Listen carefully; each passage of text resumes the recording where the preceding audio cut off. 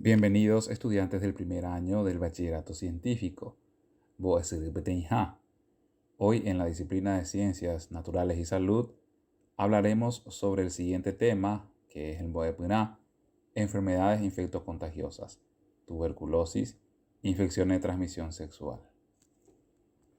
Tembiapoñe Pununa, observa las siguientes imágenes y responde. ¿Qué entiendes por microorganismos? ¿Cómo se podría evitar un contagio? ¿Cómo y por qué se transmiten las enfermedades? ¿Qué entiendes por infección? Luego de responder a estas preguntas, analizamos la información básica. Enfermedades infectocontagiosas. Se refiere a la alteración del equilibrio físico, mental o social del ser humano a causa de las deficiencias propias del organismo, de cada individuo o de las relaciones que establecen con el medio en que viven. Las enfermedades infectocontagiosas son las de fácil y rápida transmisión provocadas por agentes patógenos. Los agentes patógenos causantes de estas enfermedades son virus, bacterias, protozoos y parásitos. La infección consiste en la entrada, desarrollo y multiplicación de agentes infecciosos. Se produce si las defensas del organismo afectado no actúan o si el número de microorganismos que ingresa en él vence esas defensas. El contagio o mecanismo de transmisión puede producirse de forma directa o indirecta, de un animal o persona enferma a un animal sano o una persona sana. La enfermedad se transmite por contagio directo cuando se ha tocado a la persona o animal infectado o por los fluidos que el enfermo expulsa cuando habla, tose o estornuda. El contagio indirecto se da al tocar objetos contaminados como prendas o utensilios utilizados por el enfermo. Tuberculosis. Es una enfermedad contagiosa e infecciosa causada por la bacteria Mycobacterium tuberculosis, Mycobacterium bovis y Mycobacterium africanum. Estas se encuentran en el aire. Esta propia enfermedad es bastante conocida y puede ser mortal. Se transmite principalmente en ambientes cerrados, donde una persona con esta enfermedad expulsa la bacteria a través de la tos. Es el caso de una madre embarazada, en donde la tuberculosis pasa de la madre al feto durante el nacimiento al respirar o tragar el líquido amniótico infectado. Un lactante puede contraer la enfermedad después de nacer. La bacteria Mycobacterium bovis puede llegar a través de la leche no pasteurizada. Síntomas.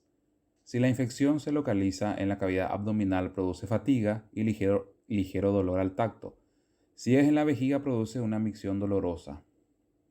Si llega al cerebro, produce fiebre, dolor de cabeza, somnolencia y puede llegar al coma. Si se localiza en el corazón, el pericardio produce dilatación de la vena del cuello, por lo que dificulta la respiración. Si se produce en los riñones, en los órganos reproductores o en la columna, produce infección renal, esterilidad y dolores que pueden producir parálisis de las piernas. El tratamiento para la tuberculosis se emplea una combinación de fármacos, inicialmente la streptomicina, pero es más barata, efectiva y menos tóxica que otras. La prevención. Para prevenir la tuberculosis existe la vacuna BCG, la cual confiere inmunidad parcial a la persona que se aplica. Pero la mejor prevención contra estas enfermedades es la correcta alimentación, la limpieza, la renovación constante del aire de las habitaciones, la higienización de la vivienda y, en el caso de contraer la enfermedad, que la persona enferma siga correctamente el tratamiento indicado por el profesional médico. ¿Qué diferencias hay entre epidemia, endemia y pandemia? La epidemia es cuando ocurre un brote en una región y luego desaparece. Ejemplo, aparición repentina de una enfermedad infectocontagiosa que se propaga rápidamente en una región como las epidemias de gripe, sarampión o hepatitis. Las endemias son las enfermedades permanentes en una región determinado país, como el mal de Chagas o el dengue. Las pandemias son las enfermedades infectocontagiosas que comienzan en un país y se propagan a varios continentes al mismo tiempo. Ejemplo, el VIH-Sida y en la actualidad el coronavirus. Síndrome de inmunodeficiencia adquirida. El SIDA es una enfermedad causada por el VIH, que es el virus de inmunodeficiencia humana. Está incluida dentro de la categoría de las infecciones de transmisión sexual, ITS, aunque no es su única vía de transmisión. Esta enfermedad provoca la deficiencia inmunológica progresiva e irreversible en el organismo. Se manifiesta a través de infecciones o tumores. El VIH pertenece a la familia de los retrovirus, produce un grave deterioro del sistema inmunológico debido a que se infecta a las células encargadas de la defensa del organismo, en especial a un tipo de células llamadas linfocitos, que son células auxiliares llamadas linfocitos T, que entre otras funciones estimulan a la llegada de estos linfocitos que fabrican anticuerpos específicos. Forma de transmisión del VIH. Las únicas vías de transmisión del SIDA comprobadas son la sangre, el semen, los fluidos vaginales y la leche materna. Solo el contacto de dos vías puede transmitir el virus del SIDA, ya sean iguales, sangre-sangre, o diferentes, semen fluido vaginal, siempre que una de las vías sea de una persona infectada. Las formas de transmisión de esta enfermedad se pueden dividir en tres categorías: por contacto sexual, por contacto sanguíneo, por transfusión de sangre o derivados sanguíneos no controlados. Y por último, por transmisión de la madre al hijo a través de la placenta. Los síntomas. La inmunodeficiencia que caracteriza al SIDA promueve la entrega de agentes patógenos que causan distintas enfermedades y constituyen sus manifestaciones clínicas, que son los llamados signos y síntomas. Estas enfermedades reciben el nombre de oportunistas porque precisamente aprovechan la deficiencia inmunológica del individuo enfermo y son las que en definitiva atacan al paciente. El estado latente del VIH provirus dentro de los núcleos de las células huéspedes puede durar meses o años, dependiendo de cada individuo. En este estado, la persona infectada recibe el nombre de portador asintomático y en casos de no hacerse las pruebas de diagnóstico correspondientes, ignora la infección y puede contagiar la enfermedad a otras personas. Las enfermedades oportunistas más comunes son neumonía, toxoplasmosis, tuberculosis, micosis diversas y herpes. Además de las enfermedades oportunistas, es frecuente observar en los pacientes con SIDA una forma de cáncer conocida con el nombre de sarcoma de Kaposi. El tratamiento del SIDA. Si bien aún no existe una cura para el SIDA, se investiga activamente para encontrarla. El tratamiento se basa en una serie de medicamentos que retardan la aparición de los síntomas y en algunos casos prolonga la vida del paciente. Los dos fármacos más conocidos y empleados en el tratamiento del SIDA son el AZT y el DDI. Prevención.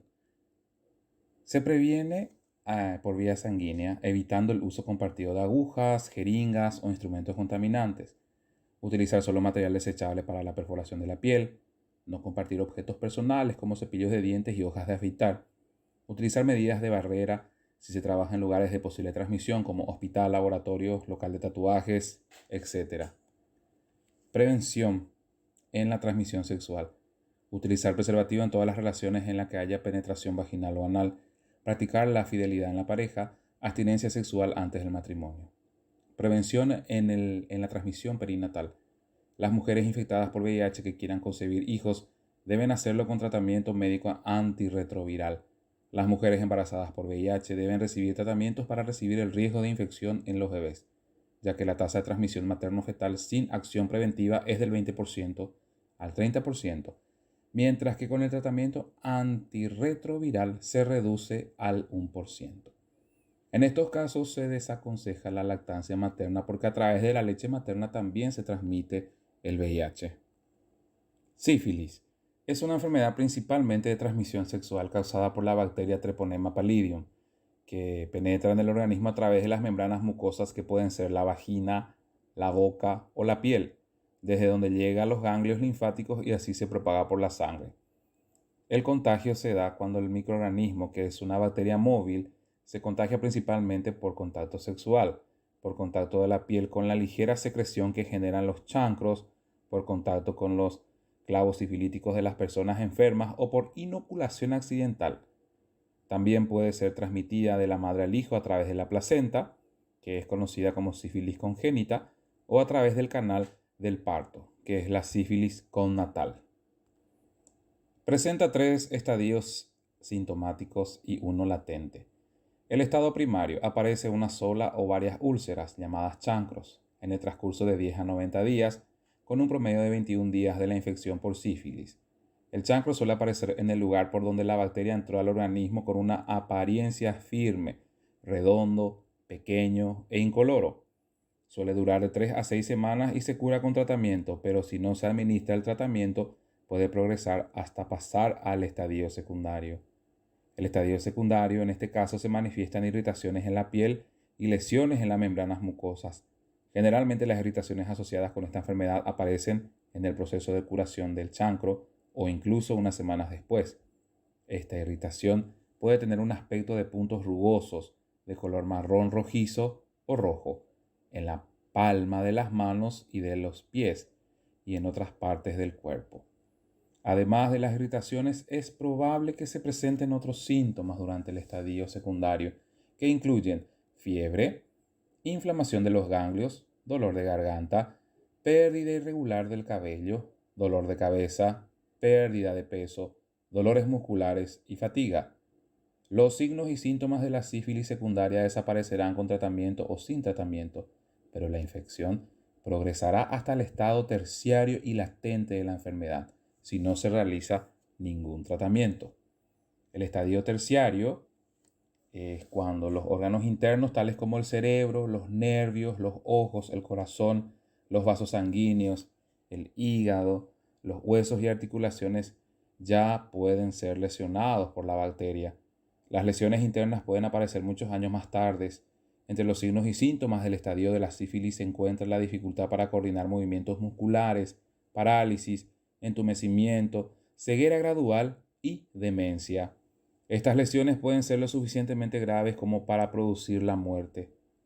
El estadio latente es cuando la persona enferma de sífilis en el estado latente no manifiesta los síntomas. No obstante, si no sigue algún tratamiento, la infección permanecerá en el organismo. El tratamiento consiste en la aplicación de penicilina o tetraciclina, dependiendo de la etapa de intensificación de la infección. Si una paciente embarazada es alérgica a la penicilina, debe ser sometida a la sensibilización antes del tratamiento. Si el bebé nace con sífilis, se le aplica tratamiento diario con penicilina por 10 días. La siguiente enfermedad que estudiamos es la gonorrea. Al igual que el SIDA y la sífilis, la gonorrea o blenorragia es también una enfermedad de transmisión sexual. Es producida por la bacteria Neisseria gonorrheae. Preferentemente afecta la mucosa de la uretra, cervix, el recto, la garganta y la membrana blanca de los ojos. La forma de contagio más frecuente es a través del contacto sexual. Otra forma de contagio es de la madre al hijo durante el parto. Los síntomas. Es probable que muchos varones con gonorrea no tengan ningún síntoma. En algunos aparecerán ciertos signos y síntomas de 2 a 5 días después de contraer la infección. Algunos síntomas pueden tardar hasta 30 días en aparecer. Estos son aparición de secreción blanca, amarilla o verde en el pene y ardor al orinar, inflamación de los testículos y dolor. En las mujeres los síntomas son leves o inexistentes, muchas veces confundidos con infección vaginal. Sin embargo, también se presenta dolor o ardor al orinar, aumento del flujo vaginal, hemorragia entre periodos menstruales. Se exponen a graves complicaciones por infección, sin importar que los síntomas sean graves o no. La infección del recto a menudo no presenta síntomas. Asimismo, las infecciones de la garganta tampoco presentan síntomas, pero pueden provocar dolor. El tratamiento para esta enfermedad. Actualmente, el principal tratamiento es el uso de antibióticos, cuya administración es efectuada por el médico. Las personas contagiadas con infecciones de transmisión sexual deben acudir al médico especialista y seguir el tratamiento indicado. No se deben automedicar, deben conversar y avisar a su pareja y abstenerse de tener relaciones sexuales. ¿Cómo se previene las enfermedades o infecciones de transmisión sexual? Primero, promover la fidelidad y evitar las relaciones promiscuas. Segundo, usar como medida de protección el condón o preservativo. Tercero, informarse acerca de los métodos de profilaxis personal. Cuarto, realizar exámenes prenupciales y prenatales. Actividades. Lee la información y escribe el concepto de enfermedades infectocontagiosas. Segundo, cita las enfermedades infectocontagiosas que se mencionan en este material. Tercero, luego de haber analizado profundamente el tema, completa el siguiente esquema. Cuarto, escribe las diferencias entre epidemia, endemia y pandemia. Luego de interpretar los planteamientos, encierra la letra que contiene la respuesta. Y por último, emite una opinión crítica sobre las formas más oportunas que consideres para evitar el contagio de las enfermedades infectocontagiosas y las formas de prevenirlas. Finalizamos la clase con las preguntas de metacognición.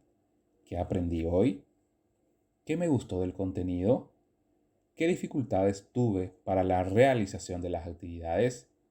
¿Cómo superé las dificultades? Con esto concluye nuestra clase del día. Hasta la próxima.